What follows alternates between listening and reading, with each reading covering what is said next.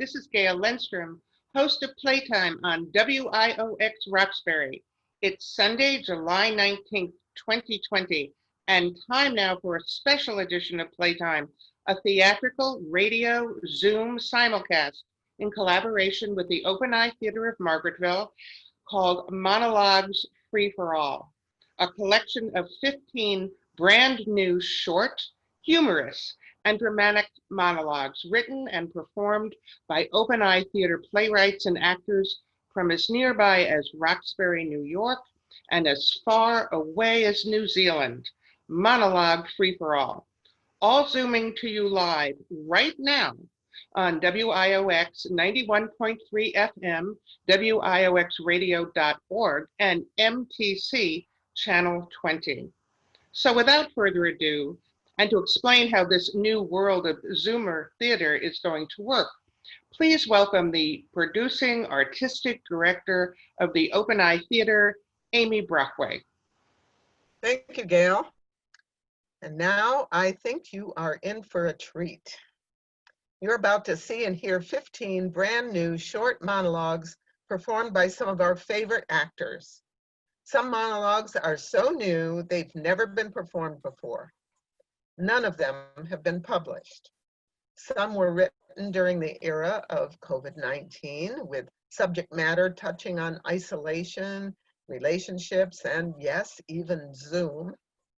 Some were written prior to the pandemic and cover a broad range of relevant and surprising topics. Some are funny, some ironic, some sad, all are thoughtful. For me, much of the fun of doing this project has been in rehearsal, getting together with longtime artist friends, actors and playwrights, when we are physically far from one another, and getting to know new artist friends for the very first time. Now we invite you to join in the fun. We'll begin with the actors socially distancing, live and in person, from their own homes in the Catskills and other locales as they perform the 15 monologues. The second part of the program will feature playwright and host of Playtime on WIOX, Gail Lenstrom, in conversation with the other playwrights. Our first monologue is called Zoom Zoom. It's written by John Mabey of Atlanta, Georgia, and performed by Elizabeth Schur, currently in Proctor, Arkansas. Listen up, everyone, because this is my third Zoom meeting today, and I am tired. Tired of my small apartment that I used to love, but now can't stand. Tired of not leaving that apartment in weeks, but somehow I'm busier than ever. Tired of saying yes to each and every one of these online rehearsals, readings, whatever, because I don't want to miss out. My apartment is now open access 24/7 because time zones mean something's happening every freaking minute somewhere. It's never closing time. No more canceling plans because my bike has a flat, or the trains aren't running, or my dog needs me. Lying about why you're busy is virtually impossible in a virtual world. And you know what? There are people who feel so alone right now that I feel guilty even saying this. But what happened to slowing down and taking a breath as we socially distance? We're not even socially distancing. We're just physically distancing. It's all the same pressure from life like before, with none of the joy of touching, actually being touched. And I miss touch, touching somebody other than me. I feel so alone right now. I know you do too. Why can't we say it?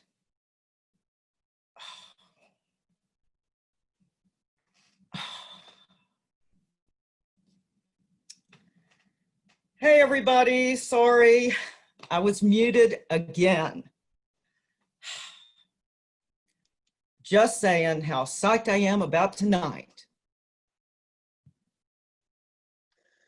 Thank you, Beth. All right, the next monologue is called BCV. It's written by Wilma Mazo of Bluffton, South Carolina, and it'll be performed by Patricia Brannon, who is in Andes, New York. I am inclined to measure my life these days by before coronavirus and now. Amazing how my life and actual world picture has changed from the one I was anticipating. You know, playing mahjong with the girls and snacking on chips and onion dips when we rotate out. Laughing over crazy canasta and Mexican train with dear old friends after an impromptu dinner. Shopping for all the stuff I don't need at Tuesday morning. I used to take the adage, live every day like it's your last, very seriously. Being productive, you know, besides enjoying my leisure. Now I'm tearing every sheet of toilet paper like it's my last. Being the offsprings of parents who were weathering World War II and rationing, I was exhorted, no, forced to eat everything on my plate to the point of discomfort, as I was reminded of the poor children starving in Europe. I never quite figured out how cleaning my plate would help them, or brave enough to mouth off with, well then, why don't you send them this cold oatmeal? Old habits are hard to break, they say. Well, maybe not. I'm not starving myself, please understand. But I'm now taking out the shrink wrap and saving stuff on my plate for tomorrow. Not oatmeal, although I must admit that I used the more than a cup left in my bowl for the savory cornbread. Yeah, well, it wasn't quite as savory as I wanted it to be, despite the fact that I used fresh herbs, onions, and garlic, and I used cornmeal too. Let's say I wouldn't feed it to company. Ha! Almost forgot for a moment. Alas, no company is coming anytime soon. It's the cornbread, not the company, in the freezer, carefully wrapped against freezer burn. I encounter it every time I open the freezer and just say, nah, not today. But I can't quite bring myself to deep six it. Waste not, want not, you know. And speaking of company, the only creatures congregating in great numbers in my home these days are the sugar ants that magically appeared inside my sealed cookie tin. How they got in and then out again is a mystery for another time. But I suspect that they have a queen at their helm who led that seemingly well-organized attack inside my pantry. But getting back to my original topic, I must say my new mode of eating has reaped some benefits. Next time I go shopping at TJ Maxx, I can buy a smaller size. Of course, there is a downside. All the skin on my body could use a good ironing now that I can't do all my water aerobic exercises. All the pools are closed. Here's another upside to my new way of living, BCV, before coronavirus. I never sat outside in my shaded portico reading, eating, and greeting people as they passed, walking dogs, just walking, driving golf courts, or riding bicycles. Now I greet everyone, even the dogs. Hey, Corky, how you doing today? Sometimes he even answers. Maybe it's because I helped name him when he was just a pup and a grateful rescue. And sometimes the people respond as well. Some of them even come and sit under my beautiful crepe myrtle tree, at least 9 feet away. We talk about books, food, our aches and pains, medical procedures, and recommend doctors to one another. Almost always our conversations veer toward politics, and our voices raise in outrage. We remind each other that our blood pressure numbers are probably sky high. Just the other day, I offered to hold a blood pressure taken event, offering to go inside to bring out the 2 blood pressure cuffs and monitors I own. My friend opted out. So we changed the subject, about politics, that is. And I would end these musings on an update, except I can't. At least writing this monologue has distracted me for a while from counting sheets of toilet paper and calculating how many days' worth I have left. Thank you, Pat.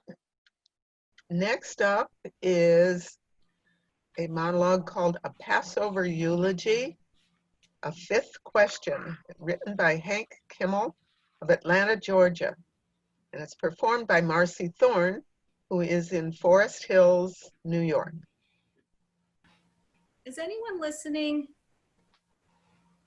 Why is this night different from all other nights? This is the first time we've celebrated Passover without Rosie. Dear old Rosie, who barely made it to her 103rd birthday, went away shortchanged. Not that she was going to live forever, but she was determined to make it to at least 120. Moses be blessed. Now, she's not here. For the first time since 1918, the year that defined her. We laughed when she warned us about the Spanish flu. We laughed when she warned us about another depression. We laughed when she warned us about polio, communism, fascism, the Red Scare, the Yellow Scare. We didn't laugh when she warned us about another Holocaust, but we thought, come on, never again, right? So here we are, brought together by Zoom. Spending more time trying to get everyone connected than on the actual ceremony itself. Mercifully short, sticking to the basics, the 4 questions, presented by me, a woman 3 days past 50, who's asking by default, because no one younger in this family will define themselves through ritual. At least not today. Maybe tomorrow, which leads us back to this. Why is this night different from all other nights? The answer is self-evident. So I'm going to ask 4 other questions. Moses be blessed. Why didn't we believe Rosie when she said things will get worse before they get better? Why didn't we listen when we chose to laugh instead? Why didn't we cherish instead of push away? And why didn't we heed the warnings when we first had the chance to protect her? Look, I just found the Afikoman. It was hidden in the box where Rosa used to hide it. Moses be blessed.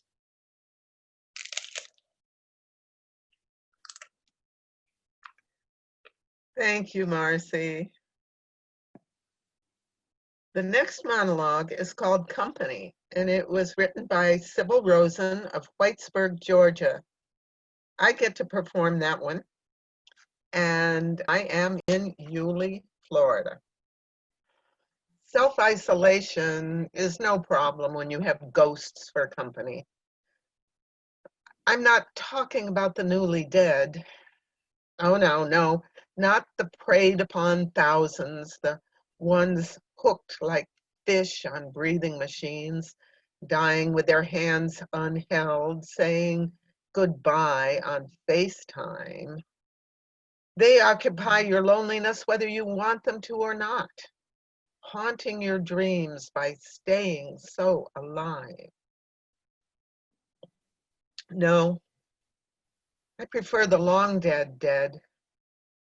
Mother, father, lover, husband, gone from cancer, gunshot, heartbreak, the usual stuff.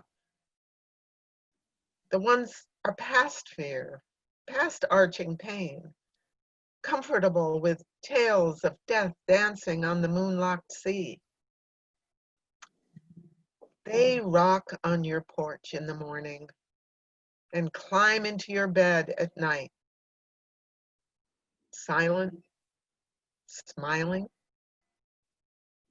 and easy to accept. The next monologue is called Rejection Letter, written by Gail Lindstrom of Margaretville, New York, and it is performed by Sandra Holtzman, who lives in Manhattan, New York. Dear first grader Gail, despite your desire to play the role of Tinkerbell in our fairy tale review, scheduled for the Spring Play Festival, we have cast you instead as the giant in Jack and the Beanstalk. Since you are taller than I, your first grade teacher, it requires too much of a suspension of disbelief and is too much of a challenge to our technical support staff, AKA our school custodian, to suspend you from a wire and have you flitter about the stage. The part of the giant, though possibly terrifying, is a critical archetype in the fairy tale genre, and we trust you will learn to embrace this role. To put in simpler terms, you're too big to fly. Sincerely, Miss Constance Oceanero, first grade teacher, PS 66, Richmond Hill, Queens, New York. Thank you, Sandra. Our next monologue is called Acting Up, and it's by Elizabeth Scher of Roxbury, New York, and Irene Smith of Memphis, Tennessee. It's being performed by Rebecca Newman in Margaretville, New York. Matt wants me to move to Japan for 3 years. He wants me to give up the dream that I've been working for my entire career, except for the 4 years I didn't work because I took care of his kids, our kids. They're my kids now too. I was an actor when we first met. I was an actor when we fell in love. I always thought that was something that he loved about me, something that made me stand out from the other women he had known and dated. He loved to watch me perform on stage, especially in the sexier roles. He encouraged my acting. Then when we got married, I assumed Matt expected me to become a full-time mom. I threw myself into that role. I loved being a mom. So I acted in a few community theater shows while our son was finishing high school. Now Matt Jr. has been at the University of Alabama for 3 years. I spent that entire 3 years working towards this very moment, honing my figure, networking with producers, directors, and agents, throwing myself into my singing lessons. My work paid off. They offered me the lead in the traveling production of Noel Coward's Private Lives, played by the likes of Tallulah Bankhead, Gertrude Lawrence, Tammy Grimes, and yes, Elizabeth Taylor. How often does this opportunity come around in one's lifetime? It's supposed to be my turn now. Am I not important? Are my dreams not important enough? He had 40 years working on his career. I know that this move to Japan is part of his dream, but come on. We will come home and he will retire. If we go away, I won't be able to restart my career again. Can I even do this big of a role? My director thinks I can. How can Matt even ask me to move and give up this opportunity? How could I have been married to him for 15 years and not know how selfish he is? Are all men like this? Or is it just my bastard husband? Do I deny him, ruin my marriage, risk losing my son and daughter just to fulfill my dream? Is that selfish? Do I risk my marriage by saying no to Matt? I love him. I want to spend the rest of our lives together. I just thought we were on the same page about this. Has Japan been part of his plan all along without his sharing it with me? Was he just indulging in my silly acting ideas, thinking I would outgrow them? Did he ever see my career as important? We made plans around this role. At least I thought we did. I thought I was going on the road with this play, and he was going to meet me in some of the bigger cities throughout the tour. We were going to fall in love all over again. What the hell is he doing? Do my feelings not even matter? Am I blowing this all out of proportion? Is it not as dire as I'm making it out to be? If I do this, and God forbid it's a flop, closes within weeks, what will I have left? No husband, no children, being alone the rest of my life? Knowing that I'm nothing but a failure? Is this worth it? But if I don't pursue my dream, will I resent Matt and the children? Will Matt resent me if he lets go of his dream so I can have mine? I made a commitment to Matt in our wedding vows. The only way through this is to be honest with myself and Matt. If that means taking a chance, so be it. Bottom line, do I take a chance on myself or on us? Thank you, Rebecca. The next monologue is called The Amazing Maze. It's written by Ron Nash, who lives in Santa Rosa, California, and in Harpersfield, New York. And it's performed by Mac Oliver, who is in Proctor, Arkansas. It was 1975. We had just finished our rehearsal, and some of us decided to christen my new van. After a few joints, a few stories, and lots of laughs, we all went our separate ways. I pulled out of the parking lot and started home. A minute later, a cop pulled me over. I was pretty high, and my heart started beating faster and faster. I'm so busted. I tried to relax, but I couldn't. My heart was racing. I rolled down the window as the cop arrived and out billowed smoke.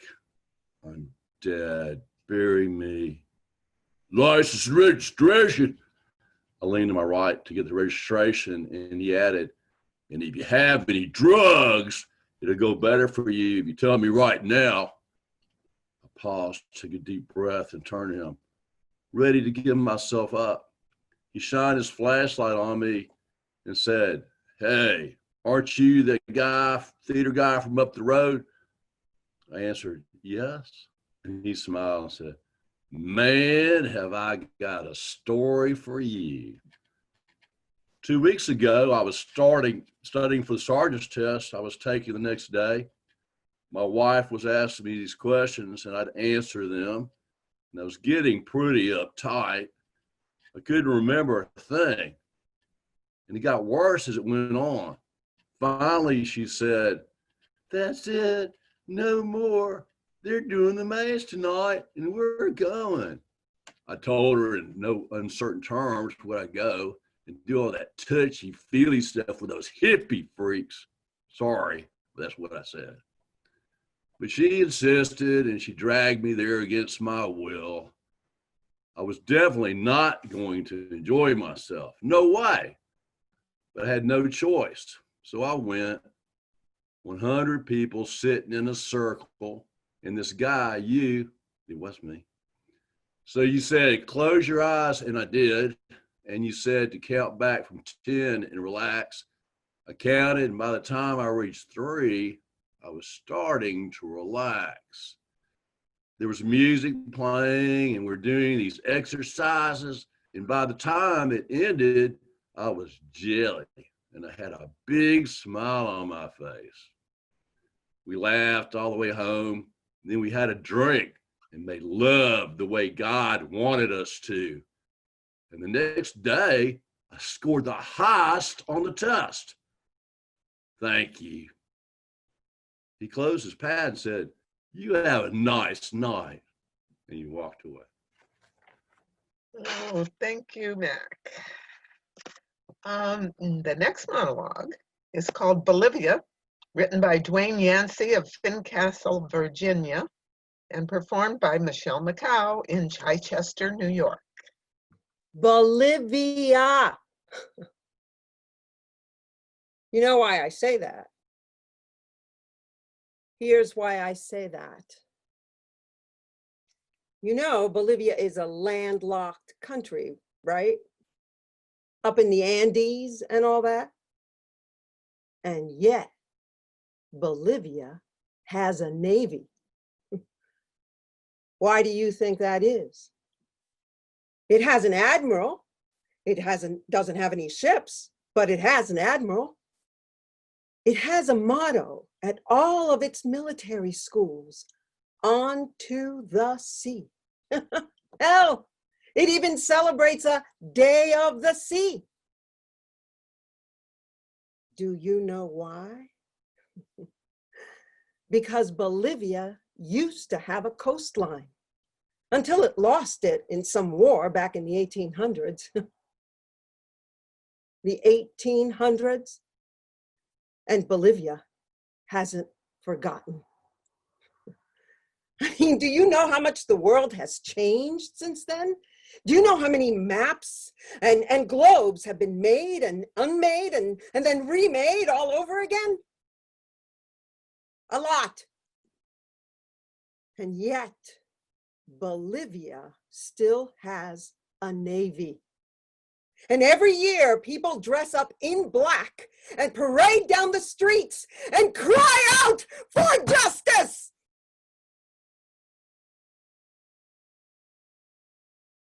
Do you know why? Because nearly 150 years later, they still haven't forgotten. And sure, they still haven't forgiven anybody either. So, if you want to know when I'm going to forgive and forget what you did to me, well, why don't you go and ask the Bolivians when they are going to forget that they once had an ocean?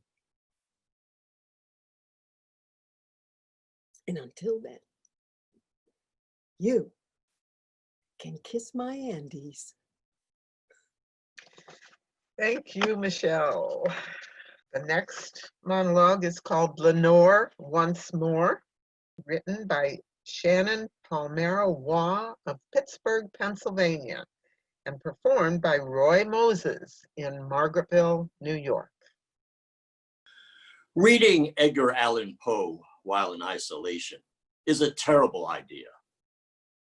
In light of the recent shelter-in-place orders, I thought it would be a good time to settle in and be, you know, literary. So I started The Raven. Seemed fitting. I get stuck in my room alone, reading about a guy in a room alone, pining about Lenore. To be clear, I'm not pining. It's just bad timing. I keep finding items around the apartment that aren't mine. A spatula my Lenore moved in with, My kitchen was already fully loaded, but my Lenore couldn't part with this favorite spatula. Why would anyone leave behind something you were so attached to at the beginning? To get my mind off the spatula, I ripped a book off the shelf, one I hadn't read before, and dug in. Verse doesn't seem creepy at first. It's one of those things that by day seems innocuous, like a sing-song greeting card. I wasn't really paying attention. My mind kept wandering back to my Lenore and the spatula. So I kept having to start over again from the beginning. Just when the raven enters, I heard something.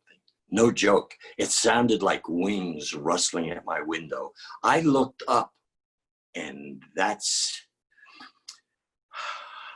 when I realized it was dark outside. Verse at night is terrifying. All of a sudden, the rhyme seized my brain. The story took over and kept playing on loop.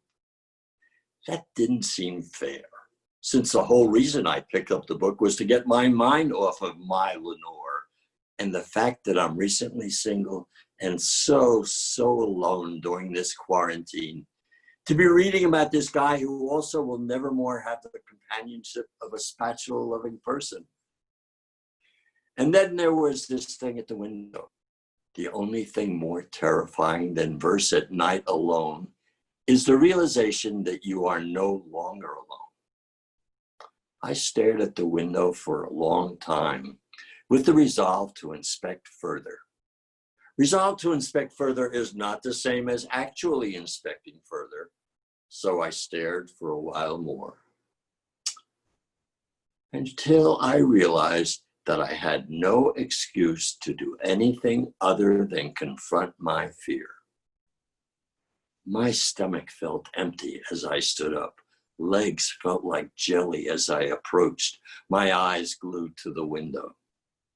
That's probably why I didn't notice my Lenore's sock on the highly polished hardwood floor. Yes, I had polished the floors. Again, not like I had anything else to do. Having never polished the floors before, I had probably used too much of the goop. I slipped. Time slowed. I felt helpless, clawing at the air above me as I fell backwards. And that's when I heard it again, the wings. Louder this time, the sound surrounded me. And I know this sounds weird, swept me off my feet. The sound of fluttering wings rustled all around me like a nest and held me. It was creepy, but it caught me mid-fall and put me slowly on the highly polished floor. Whatever it was, I wasn't alone. I stayed on the floor for a long time, still, until a smaller rustling caught my attention. It was a cockroach. Reminded me of another book I didn't read. For an instant, I hoped that my Lenore had turned into a cockroach and come back to me. Even if it wasn't my Lenore, either way, I wasn't alone. Hey, thank you, Roy. Our next monologue is called Mud Stars. It's written by Christine Foster, who lives in Grimsby, Ontario, Canada, and Barra de Navidad, Mexico. And it's performed by Marge Helenchild in Margaretville, New York. I woke up wound up. I do that a lot. Sometimes it's from a dream, sometimes it's from a memory, or sometimes it's just some unnamed uneasiness. Treacherous as a patch of black ice on a road where yesterday you mostly had traction. I would try the salute to the sun, but I banged my knee on the corner of the dresser drawer last night. But there's got to be some advice in my enlightenment toolkit. Something to refocus and realign my sagging psyche. I can usually think of something. Nothing matters but the present moment. Right, there's this throbbing knee. You must love what is, whatever it is. and not try to change it. Again, the knee thing. You were born with wings. Don't crawl through life. Still, the knee, really? In fact, this morning, every nugget of inspiration ricochets back out into the universal whatever. I might as well have aluminum pie plates over my chakras. But I keep trying. There are no coincidences or accidents. None of your current worries will matter in 5 years. I'm not sure about that one, but don't try and tell me we won't have other things to worry about by then. But then, I remember the most important one of all. Don't be so hard on yourself. You are a child of the universe. You deserve to be here. Well, like they say on Pinterest, you can't pour from an empty cup. I limp outside. I breathe the not too bad air.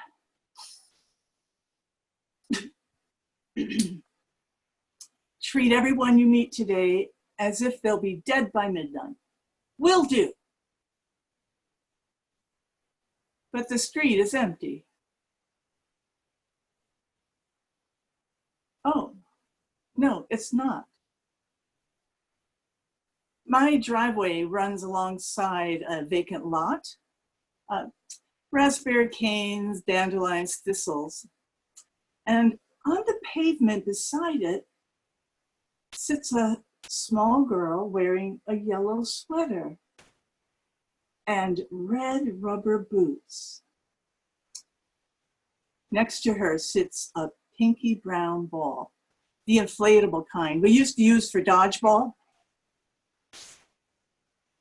Well, she leans one elbow on it and reaches down with the other hand and scoops up mud from the gutter with her fingers.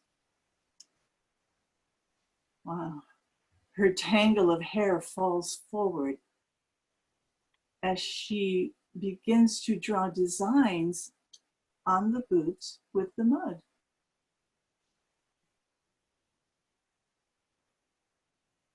One useful thing that I have discovered is that if you can feel all right for just a few minutes, you can almost always feel all right a little longer, and then a little longer. And during those brief moments, and for those moments, you don't have to think about anything else. You can simply be a woman watching a little girl draw mud stars on her boots with her fingers. And that's just fine for now.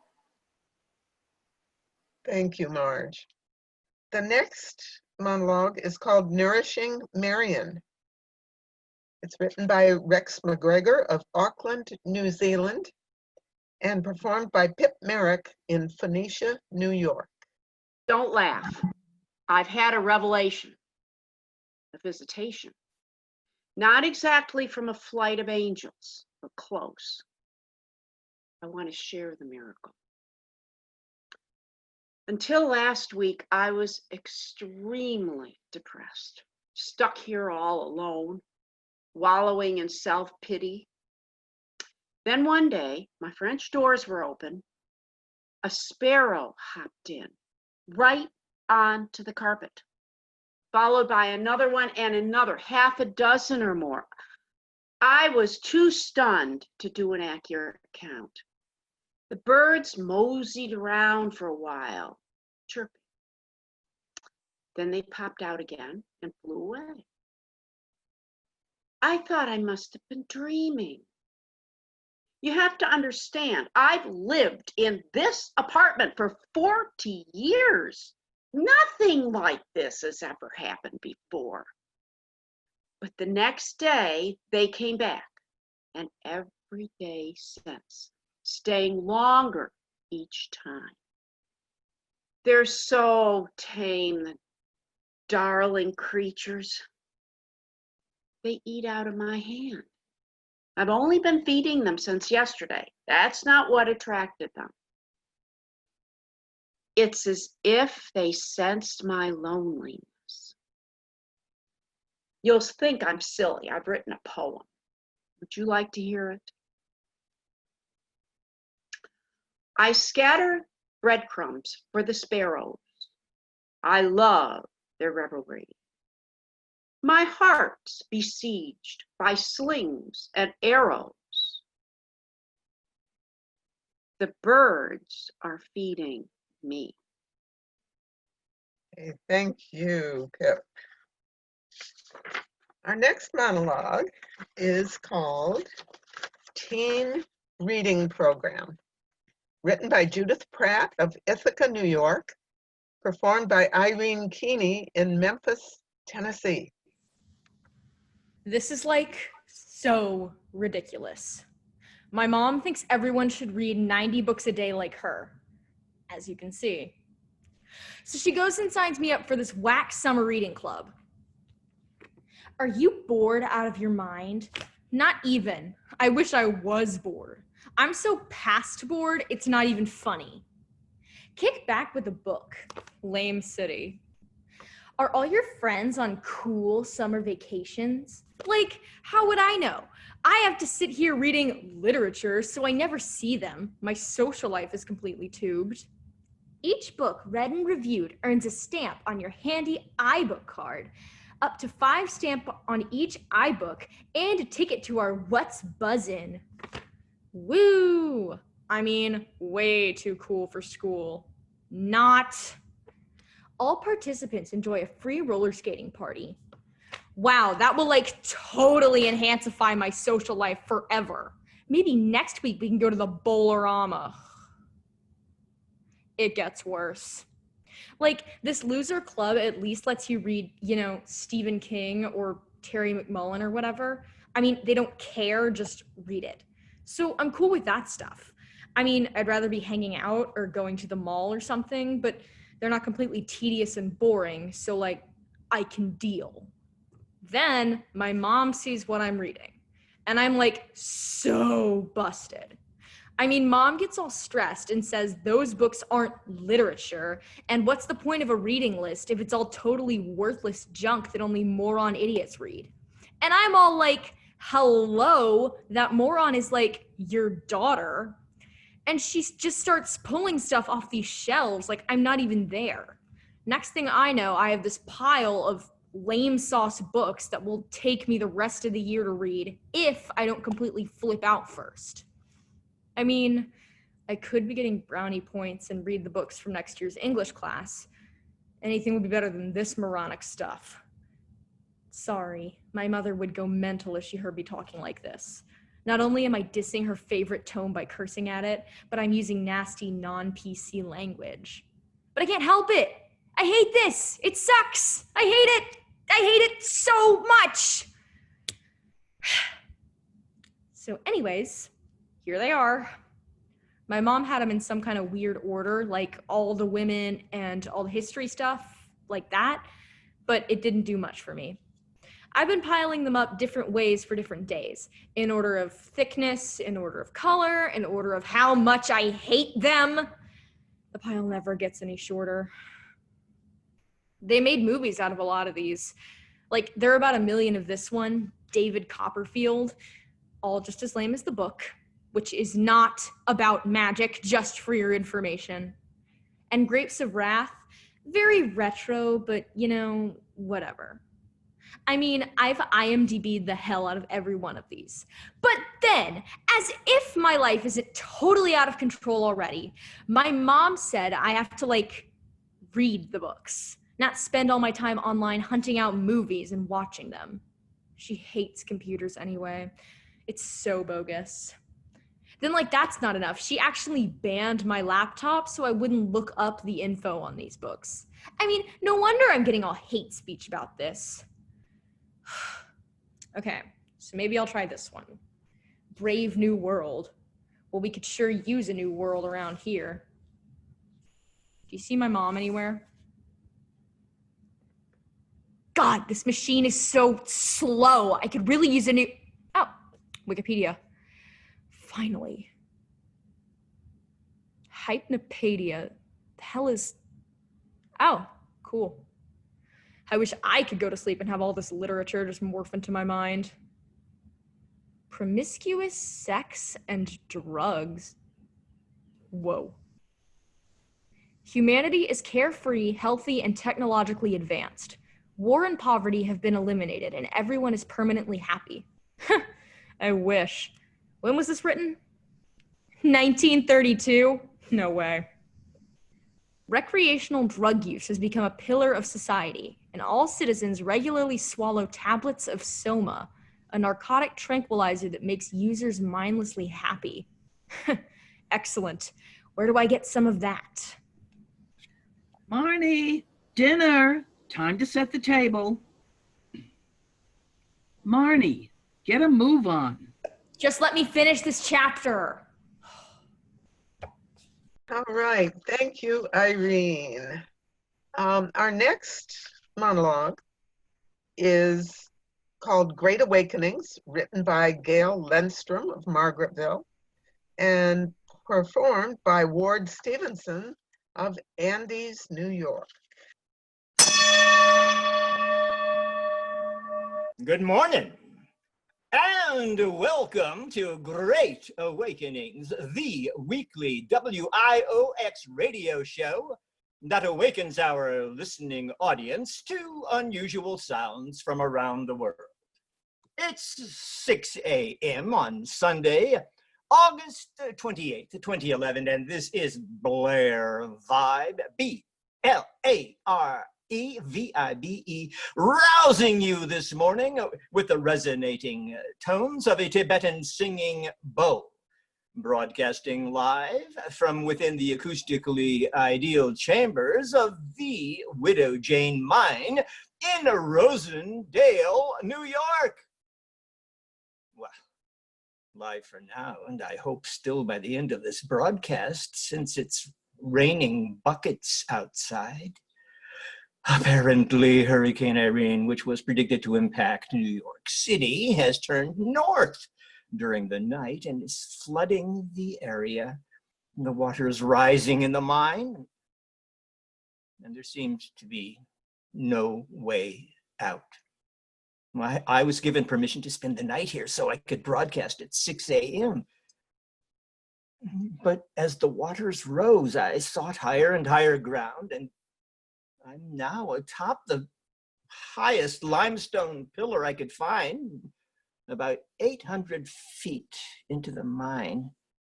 I'm going to keep transmitting, hoping more than ever that I have a listening audience and that you'll call 911 and ask the police, fire, rescue, emergency, Salvation Army, and your neighbor to send a boat to the far west entrance of the mine. I'm going to sound the gong again and have them listen for this tone.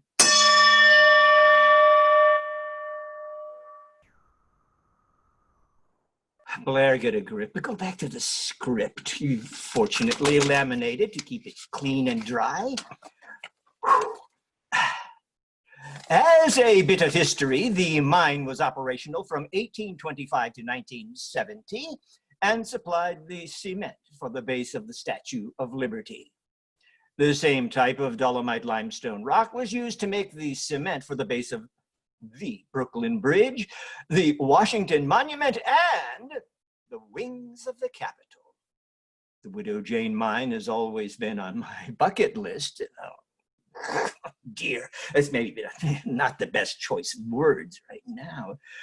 Of unusual places to visit in the Catskills, which is now currently used for concerts and other acoustical productions due to the height of the ceilings and shapes of the pillars that echo sound throughout the multiple rooms. Other areas have been used as mushroom farms and trout nurseries, but hopefully never as a burial place. Since the waters continue to rise and I don't want to be the first to drown here, help! SOS! Mayday! Please call 911 to send a rescue boat to far west entrance. Listen for the echoing singing of the Tibetan bowl.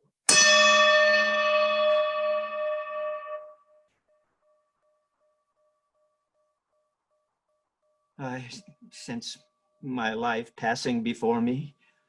Remember last month when I awakened you to the sounds of the calliope from the carousel?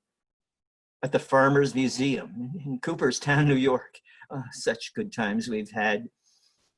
And I've kept my transmitter dry so far. My only link to the outside world. My hopefully listening, awake and responsive audience, call 911. Help! SOS! Mayday! Wait, I hear a sound. There's no one else in here. Wait, I'm the only one talking. Quiet! I hear something in the distance. It's the sound of a motor. Can you hear it? I see a lantern swinging. Can you see it? No, of course you can't. This is a radio show. The motor sound is coming closer. Help! SOS! Mayday!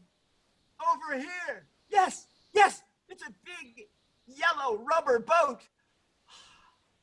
I do have a listening audience.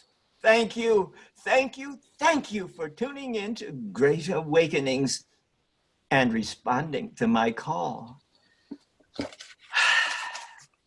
I now can say with more confidence that I will be awakening you in 1 week with the sounds of Yolanda and Yuri Jungfrua, brother and sister national yodeling champions from Yugoslavia, who will be joining me at 6 a.m. atop Slide Mountain, the highest peak at 4,200 feet in the Catskills. Tune in then, and may all your awakenings be great ones. Thank you, Ward. Thank you very much. And now I think it is time to bring Gail Lenstrom on to have some conversation with some of the playwrights. Gail, are you there? Oh, great. Oh, that was wonderful. It was just such a really exciting performance. As part of full disclosure, I have hosted Playtime on WIOX Roxbury Radio for over 3 years, and I'm also a member of the Open Eye Board of Directors, and I've had 2 monologues in this show, as you might have heard. So I'm wearing several hats today, and as a member of both the Margaretville community, where the Open Eye Theater is physically located, and the board member, I am so thrilled with this production and meeting these new playwrights and actors and reconnecting with so many old friends of the theater. So I'd like to begin my interview with Amy Brockway to ask you, Amy, to give us just a brief summary of where this idea of this monologue free-for-all came from, how it evolved, and then what was the process of taking it to the wonderful production on Zoom, which is a first certainly for this theater, and also combined with Joe Piasek's help from WIOX Radio and Channel 20 TV. So can you just give us a little background before I talk to all the other directors? Well, I will certainly try to do that. Sometime in April, we began to realize that we would not be able to have live stage performances this summer at the Open Eye Theater in Margaretville. And we needed to keep our actors and playwrights involved. They were wanting to know what we were going to do. And we needed to serve our community in some way. So I had been attending webinars and classes and meetings on Zoom and thought maybe there'd be something for us there. And I'd also had conversations with Joe Piasek at WIOX about a collaboration this summer with between the two organizations. So I called him to explore the idea of a Zoom performance on WIOX. And I thought I would like to try a collection of monologues. That seemed like the smartest first step. And so I contacted our actors to see who might like to perform a monologue. And I contacted playwrights and playwright organizations that I knew and asked for submissions of new work. I wanted them to be about 3 minutes in length. And we got a lot of them, maybe around 90 or so submissions. And from those, I selected 30 or 40 that I especially liked. And I sent each actor a half a dozen of them to read and asked them to send me their first and second choices and of ones they'd like to perform. And I did that.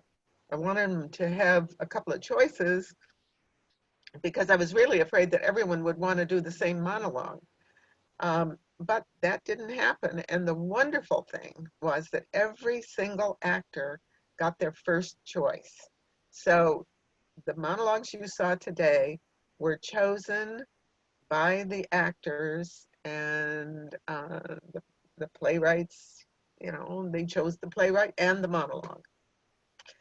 We had some individual rehearsals with the actors and the playwrights on Zoom over the past several weeks, and then began technical rehearsal and run-throughs, and here we are today.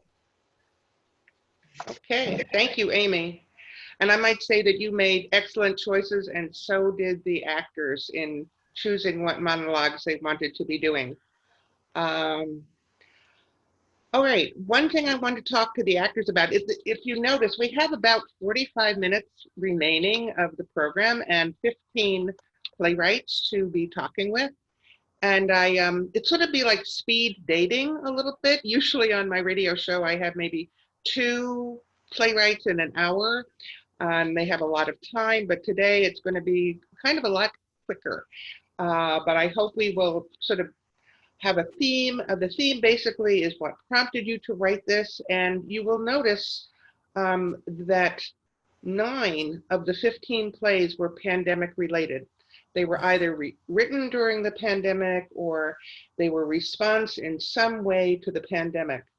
And the writers wrote in very different voices. So I'm not sure that the part of the show that I'm on is called The Writer's Voice. So it was very interesting to me to explore with the playwright what voice they're using to when they write and what their response is. So if you listened, and you probably noted, these responses to the pandemic included frustration, fear, loneliness. Loneliness was a very, very common one. The need for connection, whether it be to other people or to sparrows, grief and mourning, anxiety, and yes, a need for some comic relief and humor. So of these other remaining plays, there were 3 additional ones that involved responses to a breakup or a breakdown of a relationship. And again, I'll be exploring some of the voices that the writers chose to use in exploring the emotions around that passage.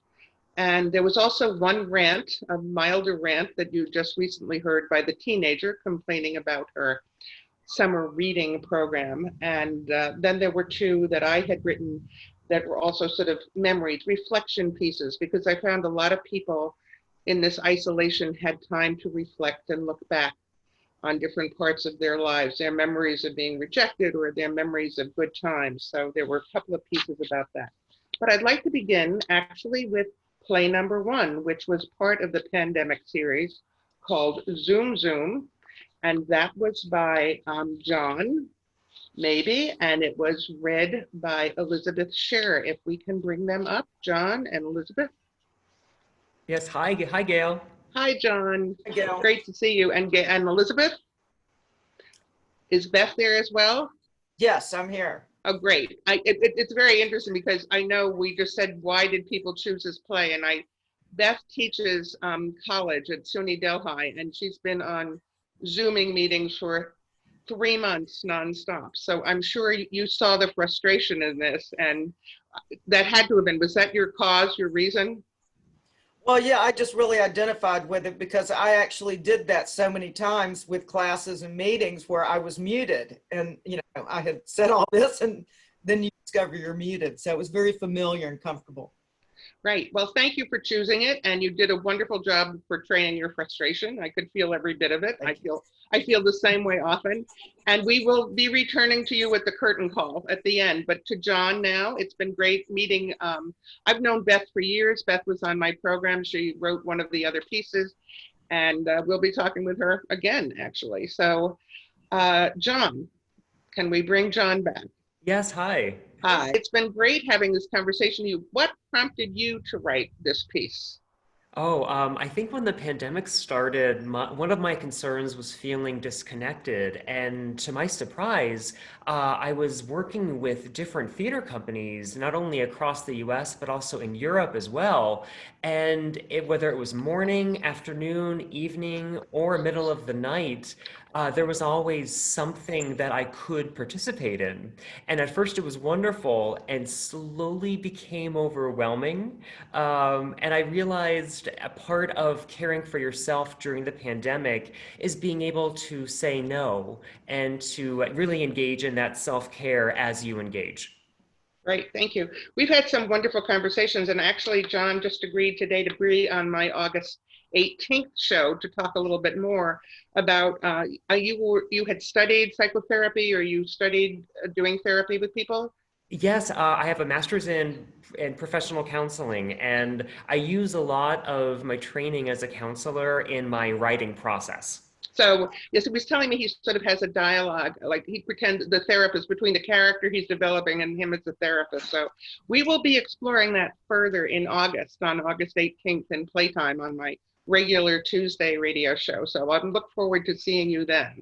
That sounds wonderful, Gail. Thank you so much. And one of my favorite lines from this play, which is such a good segue, is there are no time zones on Zoom, and you're open 24/7.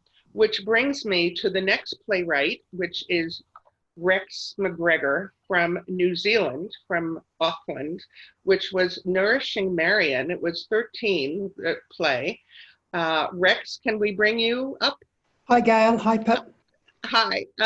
So Rex, I'm still trying to wrap my mind around the fact that it's now, about 11 o'clock in the morning tomorrow in New Zealand, correct?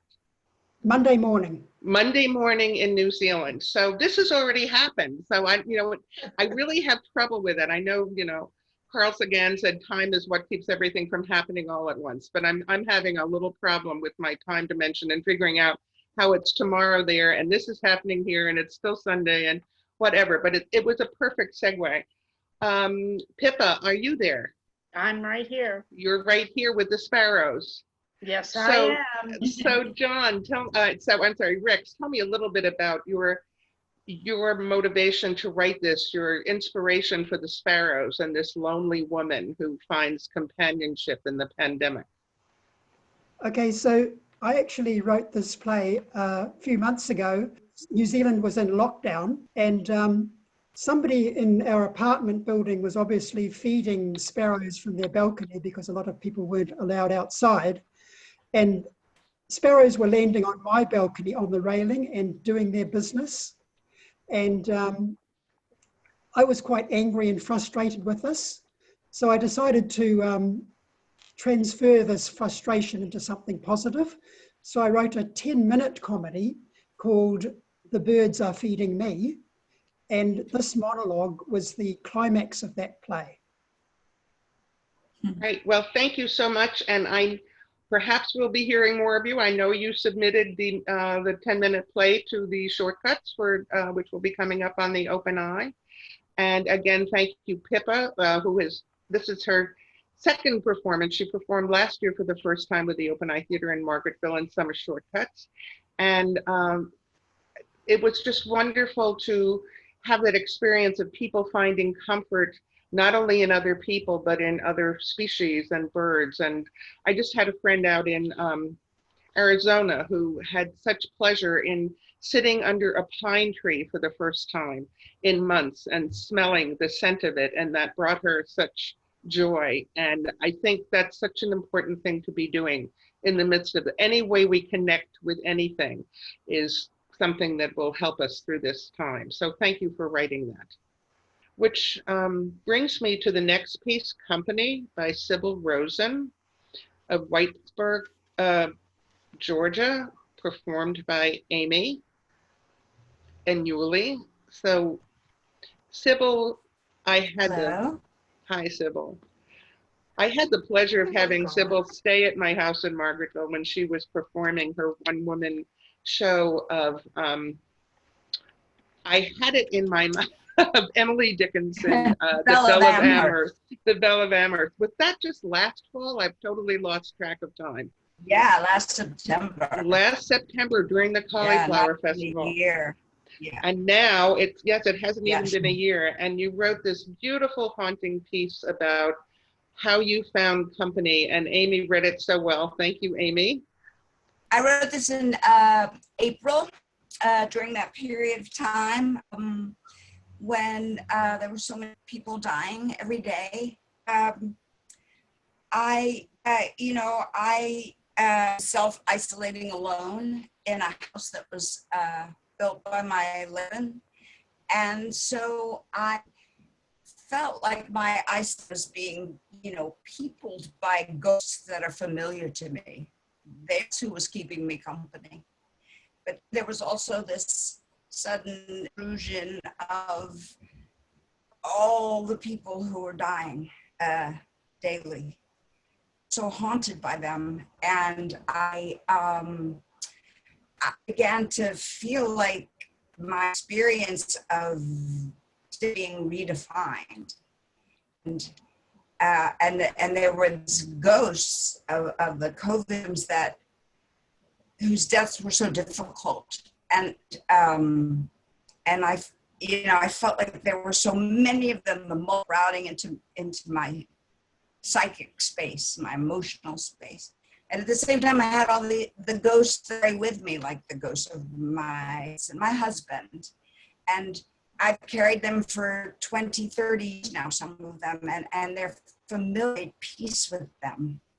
And so I wonder how that will be for the ghosts, the new ghosts, the ghosts of our time. Right, I know we were speaking a little. Will we be able to make peace with their deaths?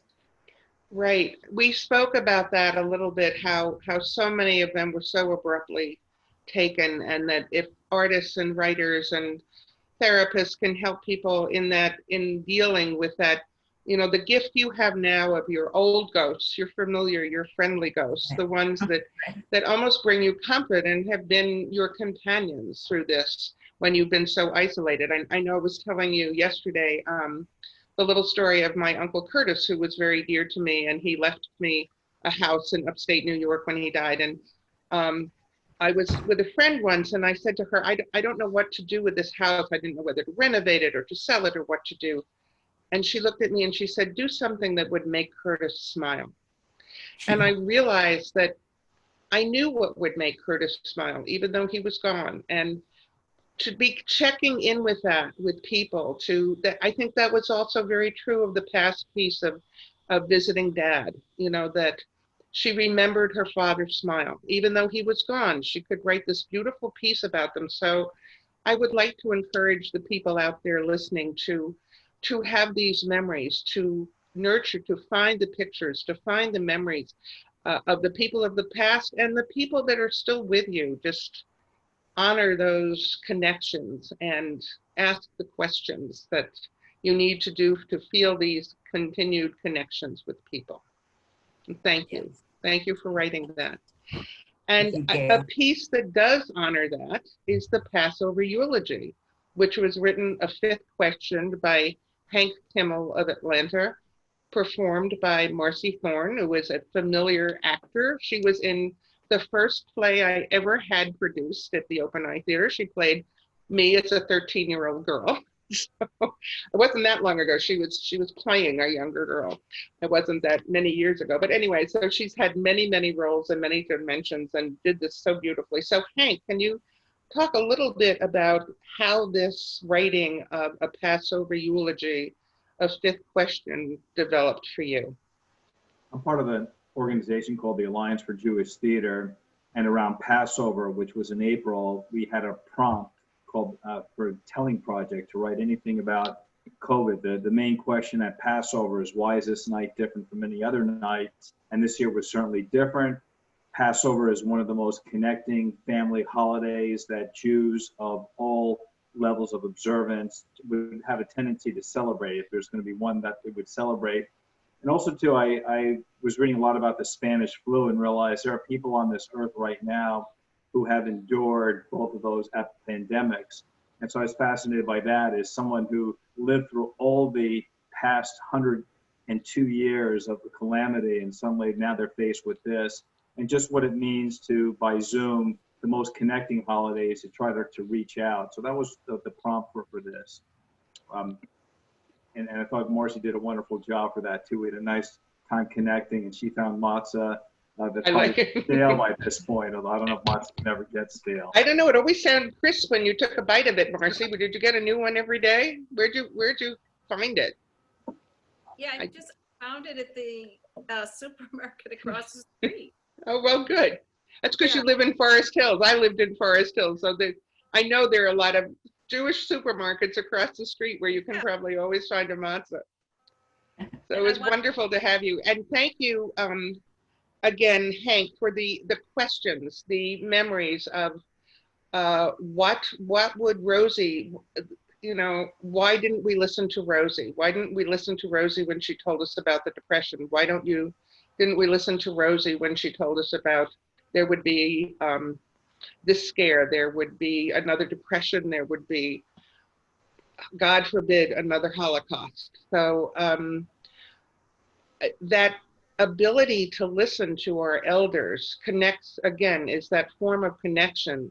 And you're honoring in the piece of Rosie, who was 103, is a beautiful tribute to how we can get through these difficult times through our memories. So thank you again for doing that.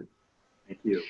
Okay, and we have a piece about anxiety, which is also anxiety and a bit of depression was mentioned in Mud Boots.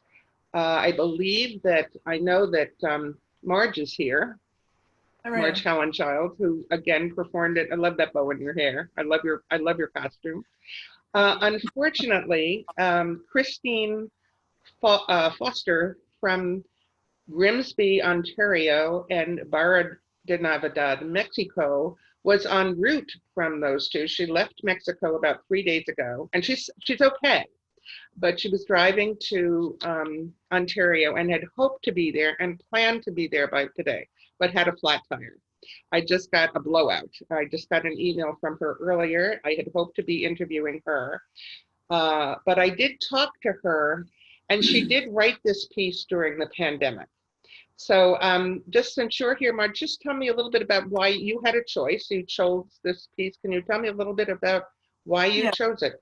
I chose Mud Stars because I do align myself with some of those enlightenment sayings. I'm a massage therapist, and I'm pretty mindful about, how to help myself, stay to the present moment. But I know Cynthia, in a conversation we had, Christine, she mentioned that what inspired her to write it, it was a type of anxiety and a bit of frustration. A friend of hers had cancer, and she just didn't know what to do. And all she could come up with were these pat phrases that did not seem helpful. And then through that process, she found out what was helpful, trying to find that present moment. It's so often just a distraction. So anyway, basically, that's it. Yeah, I know those days too, when you feel like, as she said, we have pie plates over our chakras. You know, it's like things are just not flowing well in the world of energy. So I think there have been a lot of pie plate over our chakra days. For Yes, those of yeah. like massage therapists and energy workers, that we need to open up the plates. And I think the important thing, again, the message that I loved was she had all these platitudes in her physical, toolkit, as she called it, her metaphysical toolkit or her enlightenment.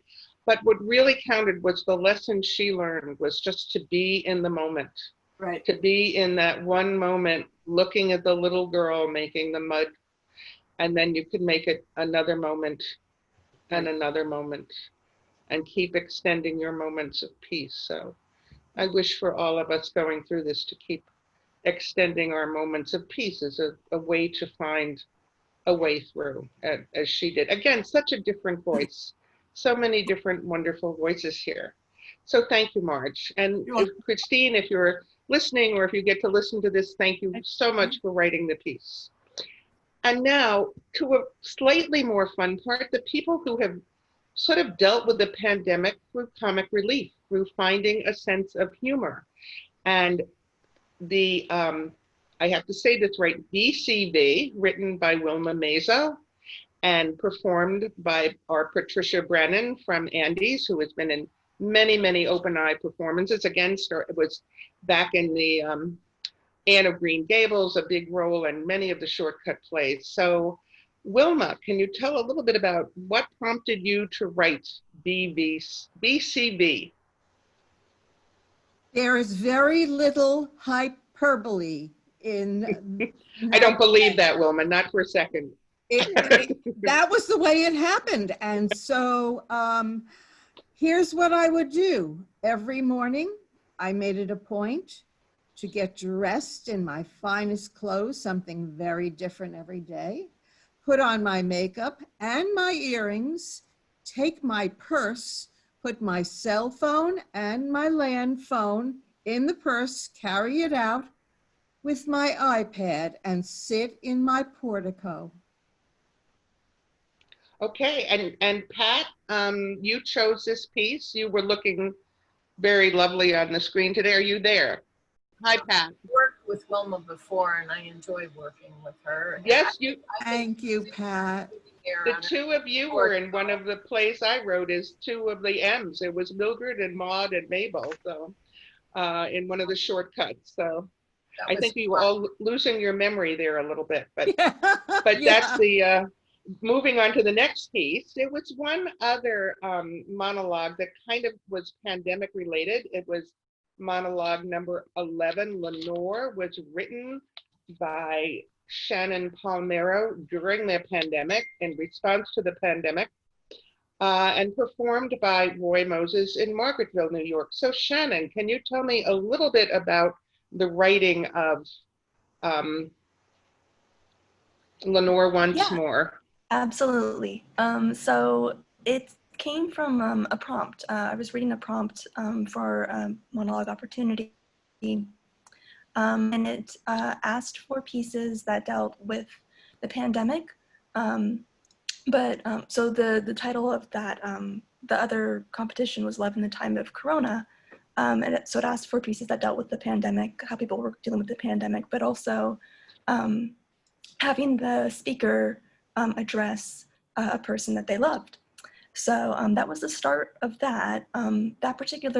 This monologue wasn't selected for it, but it was aimed at younger audiences. And for me, my way into that, writing something for younger audiences, I was remembering when I was a student and having to read a bunch of stuff that I didn't want to read, and like how that was kind of a tedious activity. But during the time of social distancing, I was reading a lot of stuff that was on my bookshelf that I hadn't gotten to. And so that was kind of how I put all the pieces together to start the writing process for this. So Roy, why did you choose? Roy is such a well-seasoned actor with the Open Eye Theater in Margaretville. And he too was in Anne of Green Gables. That's coming up a lot. But Roy chose to do Lenore and did a wonderful job reading it. I considered it not only a pandemic play about, love in the time of Corona, but it also very much was a play for me about relationships and the loss of a relationship. This was one of the three that I talked about earlier. There were three plays about a relationship that he lost someone, or he called her his Lenore, with the spatula. And it was sort of a lament. It was a lamenting, a slow, quiet, sad, like quoth the raven, nevermore. And that was the writer's voice that Shannon used so well for that. But in contrast to that, there was the play that was written, acting up, by Beth Shearer and Irene Smith, who also co-wrote the play with Beth. So Beth had been on my Writer's Voice program a couple of months ago, performing the same monologue, and we had a much longer talk about it then. But it was so wonderful to hear Rebecca do it, and it's always so wonderful. Yes. Rebecca, the first time I remember you at Open Eye, you were dressed as a very large bird with a very strange accent in a conference of birds. And then you were a little girl in Edward Tulane. So, and now you're more of the woman that would fit this character. How come you chose this piece? How did it resonate for you? Well, I know Beth for a long time now, it seems, and I really did like how she had put that character together. And I have grown sons, and I'm getting back into acting since they've been away to college. So it really did speak to me that way. Right. And Beth, I love that piece. I call it the inquiry. There were 24 questions in there when you're self-questioning about why a breakup happened, or why it might happen.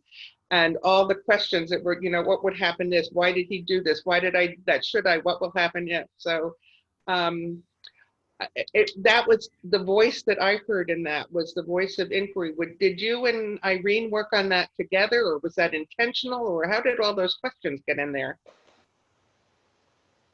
Yes, Irene and I worked on it together, and I think we both asked a lot of questions, and it's so funny that you actually counted them up, because I didn't realize there were that many questions. And you can kind of tell that we were going back and forth because of the way the character is very sure of herself, and then very unsure of herself, and she's mad, and then she calms down. So I think that's reflected in the piece, and Rebecca did a fantastic job. Yes, and we want to hear more. I know this is part of a much longer play that you and Irene are still are working on.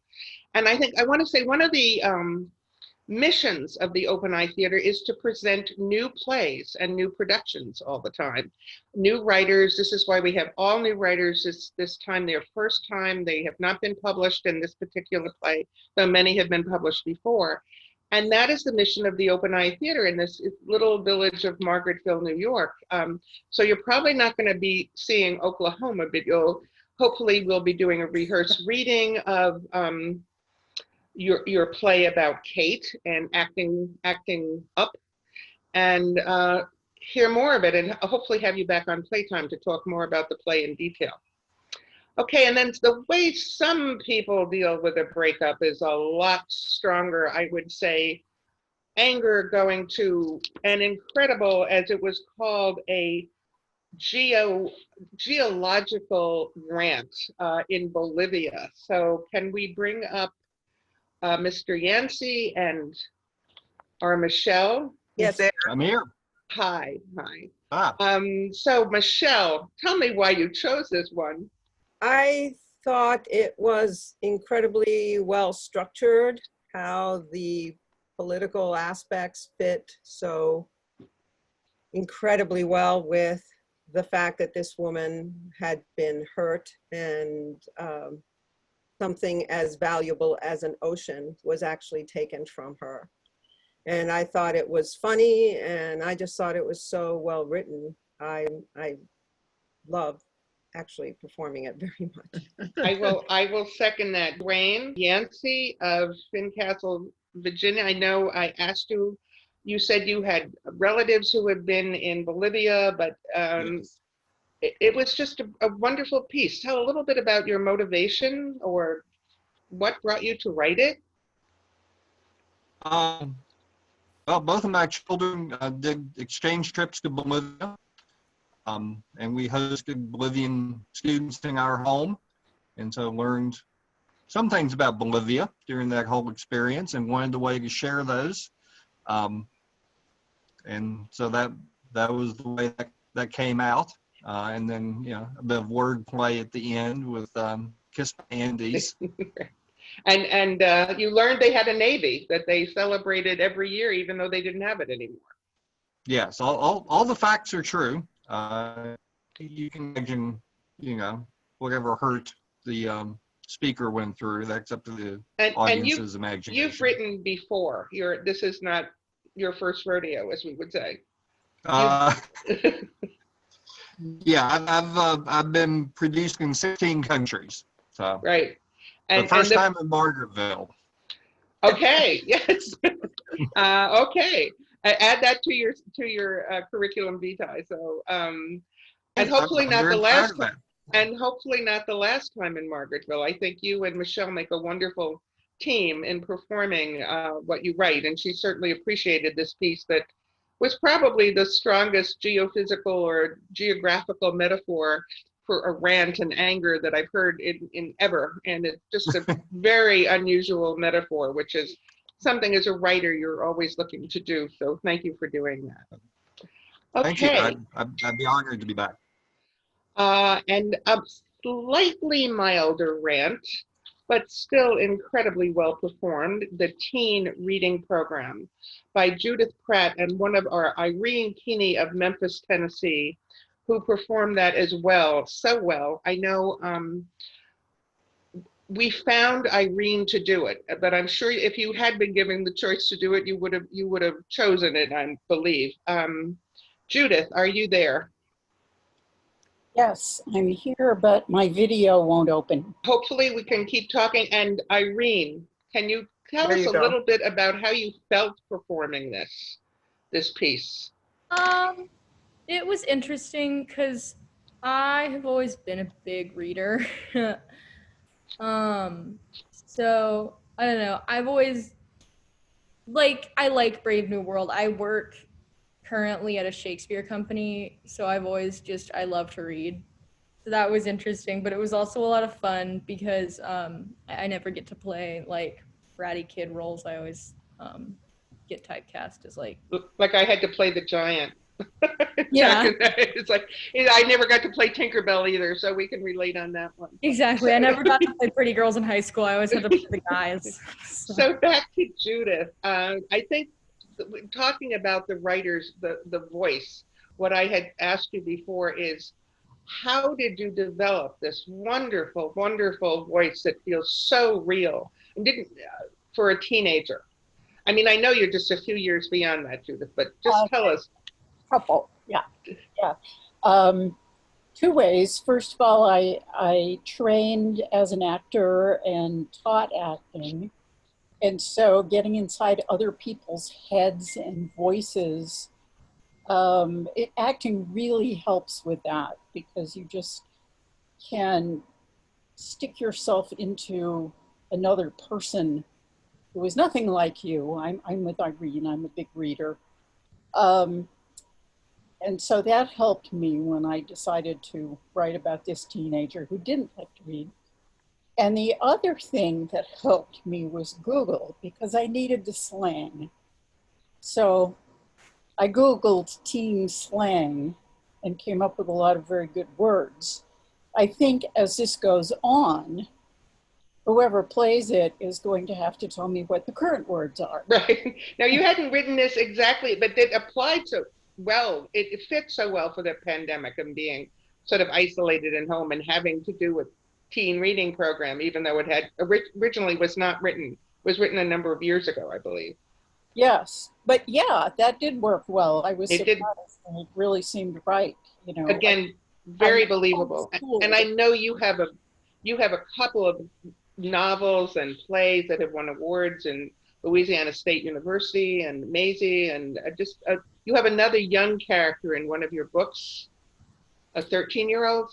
Yes, in Sylgia Magic, the main character is 13, in that case, I was sort of channeling myself at 13 in a sort of nerdy, older than she should be, socially inept kid. So that was easier. Okay, all right. So thank you, and I hope we will hear from you again with the Open Eye Theater. I'd love Look forward to, yes, all these wonderful relationships. And last but not least is, well, Ron Nash is not with us on, he's the writer of The Amazing Maze, but Mac Oliver in Proctor, Arkansas. This is what I called one of the last 3 pieces of memory, remembering the old times. And Ron did tell me that he wrote this. I did talk to him, or he emailed me today, that he did just write this in May during the pandemic, even though it goes back to 1975. A memory of the days, the good days of sex and drugs and rock and roll. So how come you picked this one, Mac? Well, you know, I really have a lot of respect for Ron Nash, all his aspects of theater. And he's, you know, I consider him a friend. And it was like the funnest piece of the ones I was looking through. And it was pretty exciting. I've never been in exactly that same situation as he was. Mostly for me, it was speeding tickets and be real nice and talk my way out of it. Well, it was a true story. I asked him, he had led this maze event with 50 other actors for the people to introduce them to all feelings of sensation and sensuality. And this cop had gone to it and did remember him. So, and got him out of the ticket. So he just thanked him for helping him to get in touch with his inner intelligence and pass the sergeant's test. So yeah, thank you for choosing it. And yes, and both Mac and Ron are sort of old faithful actors with the Open Eye Theater. Mac was in a whole full-length show with Beth once, and Flowers in the Desert, or way back when, and then a lot of shortcut plays. And Ron both acts and directs and writes, so there are many multi-talented people here. So thank you, Mac. And we are down to the last 2 who were my submissions, the rejection letter. So Amy, anything? Hello. Hi. Hi. We're going to switch hats. I found me finally. And Ward is here. Oh, yes, yes. So why don't we talk about, since Ward is here, let's talk about Great Awakenings first. Actually, this was in your class. This was in Amy's Where Does a Play Come From and Where Does a Play Go assignment. It was a prompt. And the task was to write about a specific place, and preferably a place in the Catskills. And I've always wanted to go to the Widow Jane mine, and I'd never been there. It is a real place. Everything in it is true, except that I wasn't there. And the other thing is that it combined my my worst fear of being a radio show host is that nobody's listening to your program.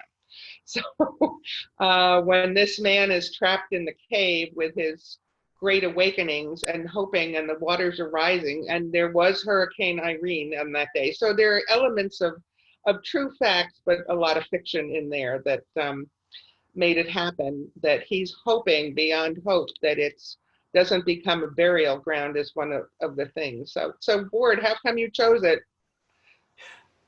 Believe it or not, I'm probably a little bonkers, but I actually connect this to the COVID pandemic situation. We have many friends, most of them are in Manhattan, who are by themselves. And so the radio guy who's in this Widow Jane mine is, he's afraid that he's gonna die by himself. And I've had the thought that some of our friends, and I've asked Linda a few times, I said, where is so-and-so? And would she have any way of letting us know if she was having a problem? And anyway, so that's my thing. And I'm kind of relating to what those people could be feeling if they got really sick and they couldn't get help. And he's thinking, well, you know, there's nobody out there. There's nobody really listening to my show. It was just a little plaything that I did, and I didn't really think I had a listening audience. And it turns out that he's wrong. He did have a listening audience, and yes, And they Help. saved him. And Yeah. then there, I know it's getting to the wrap of the time. There is Sandra still here from I hope Rejection so. Letter? Sandy, yes, there she is. here. So where did your idea for Rejection Letter come from, Gail? That was another prompt in a writing class with Anique Taylor. And she said, as writers, you're all going to get rejection letters. So write one to yourself so you get used to it. And so I thought back to my first rejection, which was I really did want to not always play the giant, which either the grandmother or the giant. So I decided it would, I really wanted to be Tinkerbell, and they probably wouldn't let me do it. So Sandra, you did a great job. We had a totally different view. I took it from, I was reading the letter as a child, and you saw it differently, and that's what we went with. Can you just mention that a little bit? Yeah, I was, it was the very first monologue I read, and I immediately identified with it, and I immediately saw it from the perspective of the person writing it, like a little, like a teacher who was just like a little snippy and couldn't be bothered. You got her. Yeah, and had no empathy for the student. And so nothing was buffered for the student. And I just read it like that. And then when I read it in the first reading with you and Amy, you both had identified with it from the student's point of view. And it hadn't even occurred to me. So thank you, first of all, for writing such a great piece. And thank you, second, both of you, for being flexible enough to take it from the point of view, the exact opposite point of view. Well, thank you for showing me that. So. Okay, so that's a wrap on the interviews. And Amy, back to you. Okay, and I would like to bring all the actors and playwrights back on the screen if we can possibly do that. And I want to thank all of them. And I want to thank Gail and WIOX Radio again, everybody for their creative participation in this program. I just want to say I'm so proud of all of you and so pleased with the wonderful work that you did. And I think it would be appropriate for all of us to just turn our thoughts for a moment to the thousands upon thousands of people who have died from COVID-19 and to their families and to all of the people who are struggling with the disease right now and to all of the people who have recovered and have to deal with the aftermaths of the disease. And finally, everybody, if you've got a mask, when you go out and about, please put it on. And now, we're going to see you all soon because Summer Shortcuts is coming up in August. Applause. Applause. Applause to each other.